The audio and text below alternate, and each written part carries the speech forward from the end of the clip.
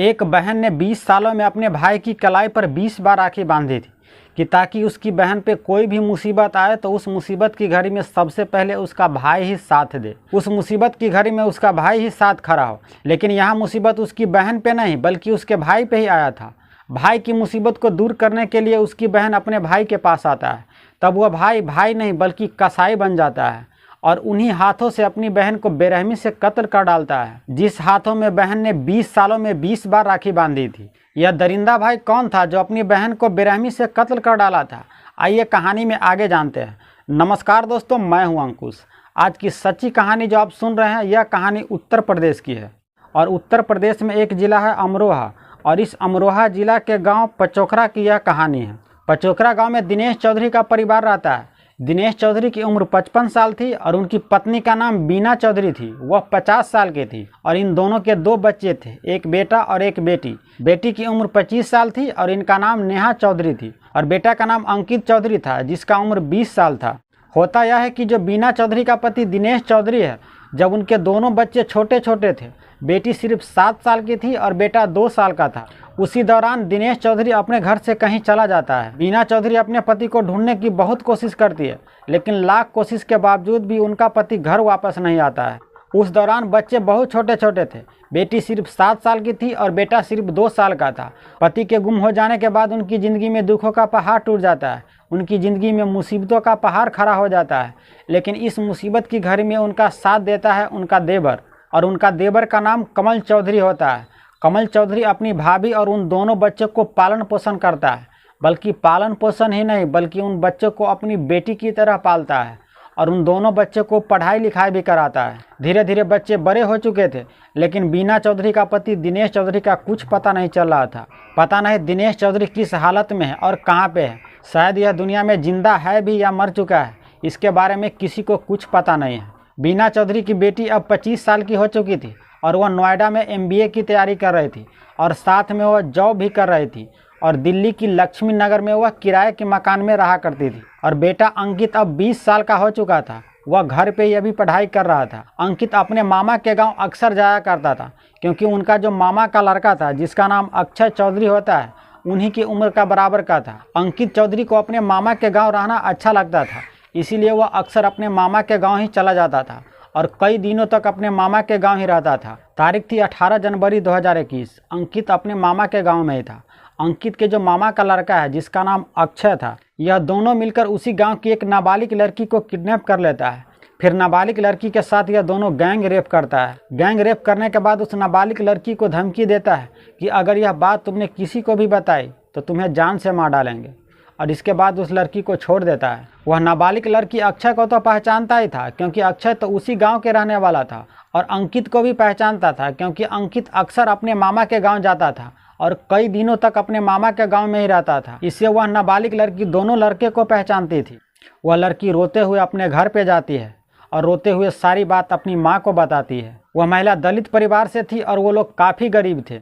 अक्षय के परिवार के साथ ये लोग तो लड़ाई झगड़ा कर नहीं सकते थे, लेकिन ये लोग थाने में जाने का फैसला करती है और अपनी नाबालिग बेटी को थाने में ले जाती है और अक्षय और अंकित के खिलाफ रिपोर्ट लिखा देती है। अगले दिन नाबालिग लड़की कोर्ट में जाकर इन दोनों के खिलाफ बयान देती है। पुलिस अब दोनों को गिरफ्तार करके जेल के अंदर डालने वाली थी, लेकिन अंकित जेल जाने के डर से पुलिस से छुप छुपा कर रहने लगता है। पुलिस अंकित के पीछे पड़ी हुई थी, लेकिन पुलिस अंकित के हाथों नहीं आ रहा था। इस कांड के बारे में अंकित की मां बीना को जब यह बात पता चलती है तो उनको काफ़ी दुख होती है। 18 साल पहले जो उनका पति अपने घर से कहीं चला गया था, उनके बारे में तो कुछ पता नहीं चल रहा है। अब जो उनका बेटा यह कांड किया है, एक नाबालिग लड़की के साथ गैंग रेप किया है, यह बात सुनने के बाद उनको बहुत दुख पीड़ा होता है। अंकित ने जो कुकर्म किया था, नाबालिग लड़की के साथ गैंग रेप किया था, यह बात दिल्ली में रह रही उनकी बहन नेहा को भी यह बात पता चलती है। अपनी भाई का यह कुकर्म सुनने के बाद उनको भी बहुत दुख होता है। पुलिस से किसी तरह से बचकर अंकित आज इस रिश्तेदार के यहाँ तो कल उस रिश्तेदार के यहाँ छुप छुपा कर रहने लगता है और यह लुका छिपी का खेल पुलिस और अंकित के बीच कई दिनों तक चलता है, लेकिन अंकित पुलिस के हाथ नहीं आता है। और ऐसे ही करके तारीख आ जाती है 8 फरवरी 2021। सुबह के करीब 10 बज रहे थे। एक कबाड़ी वाला कबाड़ी खरीदने के लिए अपने घर से निकलता है और अमरोहा के ही पास जो जोया रोड है, हिल्टन कन्वेंट स्कूल के पास में जो खाली प्लॉट पड़ा हुआ है, कबाड़ी वाला की नज़र एक बैग पे पड़ता है। उस बैग के नज़दीक जब कबाड़ी वाला जाता है तो उनकी चीखें निकल जाता है। वह देखता है कि बैग के नज़दीक एक लड़की की लाश पड़ी हुई है। वह कबाड़ी वाला फ़ौरन ही 100 नंबर पे फ़ोन करता है और कहता है कि यहाँ पे एक लड़की की लाश है, आप जल्द से जल्द आइए। लड़की की लाश के बारे में जैसे ही पुलिस सुनती है, अमरोहा पुलिस फ़ौरन उस जगह पे आती है। पुलिस देखती है कि उस लड़की की सिर को बुरी तरह से कुचला गया है और बगल में ही एक ईंट पड़ी हुई थी। उस ईंट पे भी खून के निशान लगे हुए थे और उस लाश के भी गले में रस्सी के निशान लगे हुए थे। देखने से ऐसा लग रहा था कि लड़की का गला भी घोटा गया है। और लाश के बगल में ही एक पर्स पड़ा हुआ था। उस पर्स को जब पुलिस खोल कर देखती है तो उस पर्स के अंदर से पुलिस को मोबाइल मिलती है, आधार कार्ड मिलता है और कई सारे कागज़ उस पर्स के अंदर में थी। यहाँ पे पुलिस को अजीब चीज़ लगी। अजीब चीज़ यह लगी कि अगर इस तरह से कोई कत्ल करता है तो उस लाश की आइडेंटिटी छुपाने की वो बहुत कोशिश करता है। या तो लाश के कपड़े फाड़ चीर देता है, या लाश को बुरी तरह से जलाने की कोशिश करता है, या चेहरे को बिगाड़ने की कोशिश करता है। लेकिन यहाँ ठीक उल्टा था। यहाँ चेहरे को भी बिगाड़ने की कोशिश नहीं किया था और पर्स के अंदर भी उस लड़की के आधार कार्ड और मोबाइल भी था। इससे यह लग रहा था कि इस लड़की का जो भी कातिल हो, इस लाश को छुपाना नहीं बल्कि इसे दिखाना चाहता था। पुलिस को जो उस पर्स में आधार कार्ड मिला था, उस आधार कार्ड पे नेहा चौधरी नाम लिखा हुआ था और उनके पिता का नाम दिनेश चौधरी था। गांव का भी सारा पता उस आधार कार्ड में लिखा हुआ था। इस नेहा की लाश के बारे में दिनेश चौधरी के परिवार वालों को खबर दी जाती है और जैसे ही नेहा की मां बीना को यह बात पता चलती है कि उनकी बेटी का हत्या हो गया है, किसी ने उसका कत्ल कर दिया है, तब वह दहाड़े मार के रोने लगती है। वह चीख चीख कर रोने लगती है। बीना चौधरी का जो बेटा था वह अपने रिश्तेदार के यहाँ छुपा हुआ था क्योंकि उसके पीछे भी पुलिस पड़ी हुई थी। और जैसे यह बात अंकित को पता चलता है कि उसकी बहन का किसी ने कत्ल कर दिया है, तब वह रोते पीटते उसी जगह पे आता है जहाँ पे उसकी बहन का कत्ल किया था। उस जगह पे उसकी माँ भी आ गई थी और अपनी बेटी को लाश को देखकर वह दहाड़े मार कर रो रही थी। और उधर अंकित भी अपनी बहन की लाश को देखकर लगातार रोए जा रहा था। अपनी बेटी की इस हालत में देखकर उसकी माँ लगातार रोए जा रही थी। उधर उसका भाई भी अपनी बहन की इस हालत को देखकर लगातार रोए जा रहा था। पुलिस उस जगह को अच्छी से जांच पड़ताल करने के बाद लाश की तस्वीर और लाश के आसपास की तस्वीर लेने के बाद उस लाश को पोस्टमार्टम के लिए भेज देती है। पुलिस अब नेहा की मां से पूछती है कि आपको किसी से कोई दुश्मनी है जो आपकी बेटी को इस तरह से कत्ल कर सकता है। नेहा की मां बीना पुलिस को यह कहती है कि हमें किसी से कोई दुश्मनी नहीं है, पता नहीं हमारी बेटी को कौन कत्ल कर दिया है। नेहा का चाचा अज्ञात लोगों पर नेहा के कत्ल के खिलाफ FIR दर्ज कराता है। पुलिस अब नेहा का कत्ल कौन कर सकता है इसके बारे में पता लगाने की कोशिश करने लगता है। पुलिस उस हिल्टन कॉन्वेंट स्कूल के आसपास के इलाके में जो CCTV कैमरा लगा हुआ था, उस CCTV कैमरा में फोटोज देखने का फैसला करती है और उधर नेहा की बॉडी को पोस्टमार्टम करने के बाद नेहा की बॉडी को उनके घर वाले को सौंप देती है और पुलिस अब CCTV कैमरा की फोटोज देखने लगती है। वह कई सारे CCTV कैमरा को चेक करता है। कत्ल 8 फरवरी 2021 को हुआ था। पुलिस 7 फरवरी की दोपहर से CCTV कैमरा चेक करने लगती है और जोया रोड पे ही एक CCTV कैमरा लगा हुआ था। जो हिल्टन कॉन्वेंट रोड की ओर जा रहा था वहीं एक CCTV कैमरा लगा हुआ था। जब पुलिस उस CCTV कैमरा को चेक करती है तब 7 तारीख की रात में करीब 8 से 8:30 के बीच में वहाँ एक टैक्सी रुकती है और टैक्सी से 2 लोग निकलता है। एक लड़का था और एक लड़की थी। पुलिस की जो नेहा की लाश मिली थी और जो वह कपड़ा पहन रखी हुई थी, उस फोटो में यह लग रहा था कि यह लड़की जो कपड़ा पहनी हुई है और कदकाठी से भी यह लग रहा था कि नेहा की जो लाश मिली है यही कपड़ा उस लाश में भी थी। तब पुलिस को यह यकीन हो गया कि यह लड़की नेहा ही है। लेकिन नेहा के साथ यह लड़का कौन है, पुलिस अब इसके बारे में पता लगाने की कोशिश करता है। CCTV कैमरा का फोटो पुलिस अपने पास में रखती है। पुलिस जब वही फ़ोटो लेकर नेहा के घर पे जाती है और उनके माँ से पूछती है कि यह फ़ोटो में कौन है, आप इसे पहचानती है? तब नेहा की माँ वो फ़ोटो देखकर कहती है यह तो मेरा बेटा अंकित है। और पुलिस जैसे ही यह बात सुनता है कि उसका बेटा अंकित है तो पुलिस का जोर का झटका लगता है। पुलिस नेहा की माँ से पूछती है कि आपका बेटा इस वक्त कहाँ पर है। तब नेहा की माँ पुलिस को यह कहते हैं कि आप मेरे बेटे को गिरफ्तार तो नहीं करने आए हैं। लेकिन पुलिस यह कहता है कि मैं आपको बेटे को गिरफ्तार नहीं करने आया हूँ क्योंकि हमें शक है कि आपकी बेटी का कत्ल में आपका बेटा का ही हाथ है, क्योंकि आपकी बेटी की जहाँ लाश मिली थी वहाँ से कुछ ही हटकर आपका बेटा भी आपकी बेटी के साथ में था। तो हमें शक है कि आपकी बेटी का कत्ल में आपका बेटा का ही हाथ है। अंकित उस वक्त अपने रिश्तेदार के यहाँ पे चला गया था क्योंकि अंकित के पीछे पुलिस पहले से भी पड़ी हुई थी। अंकित की माँ दिल पे पत्थर रखकर पुलिस को बताता है कि मेरा बेटा उस रिश्तेदार के यहाँ पे छुपा हुआ है। तब पुलिस उसके रिश्तेदार के यहाँ पे जाता है जहाँ से अंकित को गिरफ्तार करके थाने लाता है। और जब पुलिस अंकित से पूछता है कि तुम 7 तारीख के कहाँ पे था, तब अंकित कहता है कि मैं तो अपने रिश्तेदार के यहाँ पे था। और पुलिस जब उस CCTV कैमरा का फोटो दिखाता है और उससे सख्ती से पूछताछ करता है तब वह टूट जाता है और वह कबूल कर लेता है कि हाँ उसी ने ही अपनी बहन का कत्ल किया है। पुलिस अंकित से पूछता है कि तुमने अपनी बहन का कत्ल क्यों किया, और जो कहानी अंकित ने बताया वह दिल दहला देने वाला था।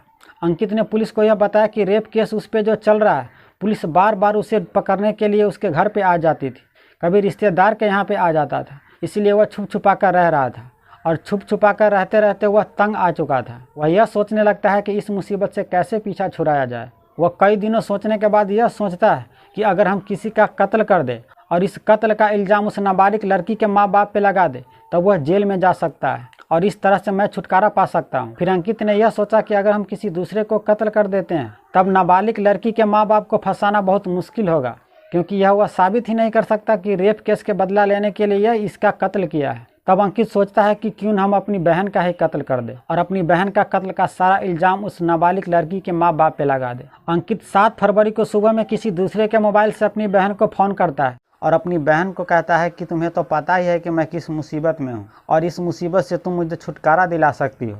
मेरी बातें उस लड़की के पिता से हो चुकी है और वह समझौता के लिए तैयार है, लेकिन वह समझौता एक ही शर्त पे करना चाहता है और कहता है कि इस समझौता के दौरान वहाँ पे तुम्हारा रिलेटिव होना चाहिए और तुम पढ़ी लिखी हो, यह काफ़ी अच्छी बातें हैं और तुम उसे अच्छी तरह से समझा भी सकती हो। भाई का यह बात सुनकर नेहा एक ही पल में हाँ भर देती है। उनको यह लगता है कि जिस मुसीबत में उसका भाई है, अगर उस मुसीबत से यह छुटकारा दिला सकते हैं तो इससे बड़ी बात क्या हो सकती है। और भाई बहन का तो ऐसा रिश्ता होता है कि उस पर तो कोई शक करने का कोई गुंजाइश ही नहीं होता है। खून का रिश्ता होता है भाई बहन का, तो इसमें शक की तो कहीं से कोई गुंजाइश नहीं होती और एक पल के अंदर ही हाँ में जवाब दे देती है। अंकित अमरोहा से एक टैक्सी किराए पे लेता है और दिल्ली के लक्ष्मी नगर में चला जाता है, जहाँ पे उसकी बहन किराए के मकान में रहती थी। फिर उसी टैक्सी से वापस अंकित और उसकी बहन नेहा अमरोहा के लिए आने लगती है, लेकिन नेहा को इस बात की खबर ही नहीं थी कि जिस भाई के साथ वह उसकी मुसीबत को दूर करने के लिए उनके साथ में जा रही है, असल में वही उनका कत्ल करने वाला है। इस बात से बेखबर अपने भाई अंकित के साथ नेहा टैक्सी में बैठकर अमरोहा के लिए निकल चलती है। अमरोहा पहुंचने से थोड़ी दूर पहले ही अंकित टैक्सी वाले को रोकने के लिए कहता है और अपनी बहन से कहता है कि हम लोग को यहीं पे उतरना पड़ेगा। नेहा अपने भाई से कहती है अभी तो घर काफ़ी दूर है और हम लोग यहाँ पे क्यों उतरेंगे। तब अंकित अपनी बहन से यह कहता है कि उस लड़की का परिवार इसी के पास में रहता है, हम लोग जाकर पहले उससे बातचीत कर लेंगे, इसके बाद अपने घर के लिए निकल जाएंगे। अंकित और उसकी बहन दोनों टैक्सी से नीचे उतर जाता है। अंकित टैक्सी वाले को पैसा देता है, टैक्सी वाले चला जाता है। अंकित और नेहा टैक्सी से जिस जगह पे उतरा था उस जगह का नाम जोया रोड होता है। जोया रोड से एक रोड निकल रही थी जो हिल्टन कॉन्वेंट स्कूल की ओर जा रही थी। अंकित अपनी बहन को कहता है कि इसी रोड से हम लोग को चलना पड़ेगा और पास में ही लड़की के माँ बाप का घर है, वहीं पे हम लोग बात कर लेंगे, इसके बाद हम लोग अपने घर की ओर निकल लेंगे। फिर दोनों भाई बहन उसी रास्ते से चलने लगता है और कुछ ही दूर जाता है। अंकित पहले से ही जो जूते का फीता होता है वह जेब में रखा हुआ था, जेब से वह फीता निकालता है और पीछे से अपनी बहन का गला घोंटने लगता है। उसकी बहन कुछ समझ ही नहीं पाती, इन दोनों के बीच धक्का मुक्की होने लगता है। तब नेहा जमीन पे गिर जाती है, लेकिन अंकित फीता से अपनी बहन का गला दबाए रखा हुआ था और बगल में ईंट पड़ी हुई थी। उसी ईंट से अपनी बहन के सर पर एक के बाद एक कई हमला करने लगता है। उसकी बहन तड़पने लगती है, उसके सर से खून बहने लगता है, लेकिन अंकित एक हाथ से अपनी बहन का गला घोंटे रखा हुआ था और एक हाथ से ईंट से उसके सर पर लगातार हमला कर रहा था। नेहा तड़पते जा रही थी, लेकिन अंकित एक हाथ से अपनी बहन का गला घोंटे हुआ था और दूसरी हाथ से ईंट से उसके सर पे लगातार हमला पे हमला किए जा रहा था। और तब तक अपनी बहन के सर पे हमला करता है जब तक नेहा शांत नहीं हो जाती, ठंड नहीं पड़ जाती। अंकित को यह लगने लगा कि उसकी बहन की बॉडी से कोई भी हलचल नहीं हो रही है, तब उससे वह छोड़ देता है। अंकित उस वक्त कसाई बन चुका था। अंकित को एक बार भी नहीं लगा कि जिस हाथों से अपनी बहन का वह कत्ल कर रहा है, उसी हाथों में उसकी बहन ने 20 बार राखी बांधी थी ताकि उसका भाई सलामत रहे और बहन पे कोई भी मुसीबत आए तो उस मुसीबत के घड़ी में उसका भाई खड़ा हो। लेकिन यहाँ अंकित तो हैवान बन चुका था, कसाई बन चुका था और उन्हीं हाथों से अपनी बहन का कत्ल कर डालता है। अंकित टोपी और स्वेटर सब भी पहना हुआ था, लेकिन खून के छींटे उसके टोपी और स्वेटर सब पर भी लग चुका था और उसके जूते पे भी खून के छींटे लगे हुए थे। अंकित को अब यह लगा कि उसकी बहन मर जाएगी। तब अंकित वहाँ से आ जाता है। कुछ दूर आने के बाद टोपी और स्वेटर और जूते जिसमें खून के छींटे लगे हुए थे वह एक झाड़ी में फेंक देता है और अपने एक रिश्तेदार के यहाँ चला जाता है। अंकित को पता था कि कल होकर इसकी बहन की लाश के बारे में सब लोग को पता चल जाएगा और यह बात उसके रिश्तेदारों को भी पता चलेगा। कल होकर जब कबाड़ी वाला उस लाश को देखता है तब पुलिस को कॉल करता है और पुलिस के जरिए अंकित के घर वालों को पता चलता है कि नेहा का कत्ल हो गया है। तब अंकित रोते पीटते हुए अपनी बहन की लाश के पास आता है और वहाँ रोने का एक्टिंग करता है। उस वक्त उसकी माँ भी मौजूद थी। उस माँ को यह पता ही नहीं थी कि जो बगल में उसका बेटा अपनी बहन की कत्ल पे रो रहा है, असल में वही उसका कातिल है। पुलिस ने यहाँ सीसीटीवी कैमरा में सिर्फ 2 दिनों के अंदर इस केस को सॉल्व कर दिया। दोस्तों, इस दरिंदा अंकित के बारे में आपकी क्या राय है, जिसने एक नाबालिग लड़की के साथ गैंग रेप किया,